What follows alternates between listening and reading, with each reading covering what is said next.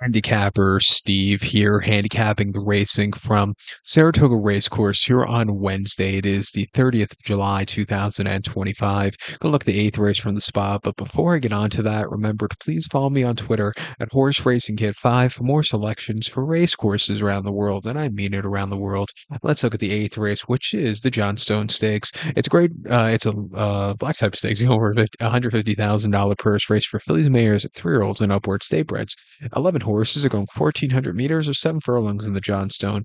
They decreased the distance this year. They went from a mile to 7 furlongs. And I've noticed a lot so far this Saratoga meeting. They're not running so many Wilson Mile races, which, I don't mind them, but I think, especially last year with all those off turf races, there were a little bit too many of them for my liking. But, I think they should stay, but, just not as many. But if I'm not mistaken, I think none of the stakes races are a mile on the schedule for this year, but I think that might change. I don't know, but or could be wrong. But my top selection here in the Johnstone, I'm going to go with the 5 fours, my main squeeze. I'm going to go 5, 8, 2, 4 in the superfecta. 5, 8, 2, 4 super. Top selection of 5 horse, my main squeeze. 4-year-old filly by Audible. Mike Maker trains. Luis Saez gets the mount. They ran the horse most recently on the 21st of June at Churchill. 7 furlongs in the Grade 2 Chicago Stakes. And he finished fifth by 9.5 lengths. Veva really took off clear. This horse was just wide and just flat that day. Was facing some tough competition his last one and last recent starts, to tell you the truth. Also, back here to to state bred quality horses, a little bit down the class. I think this horse is going to be at a better spot to win. Two back in the Ruffian and Aqueduct, the 1 turn mile, 10th of May, finished third by 1 1/4 lengths. Just couldn't get that extra furlong late.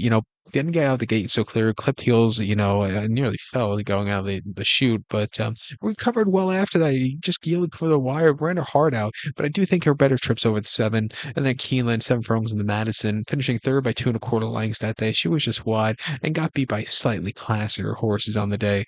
Her races last fall weren't bad at all. She placed in a very nice horse, Emery, in the Raven run last fall at Keeneland, won the Dogwood by half a dozen, and had a very good place in Mystic Lake, behind Mystic Lake in the Charlestown Classic last year.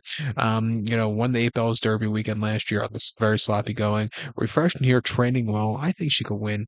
I think the second likeliest winner is 8 horse Sterling Silver for Belmont Junior Alvarado. She's done everything right against State Bred. She had a very nice victor or place in the critical eye over the mile and eighth here in the in early June, where she just got beat by the winner. Bernie Takes Charge. She just had to jump on this horse late, but this horse ran her hard out on the stalking trip. Came back before that or prior to that in the Ruffian. She had a very good place behind Jody's Pride, where she gained a lot of ground, and then the Biagios rode over the 1 turn mile at Aqueduct in early April, winning by 1 3/4 lengths from a tracking trip. She came home clear.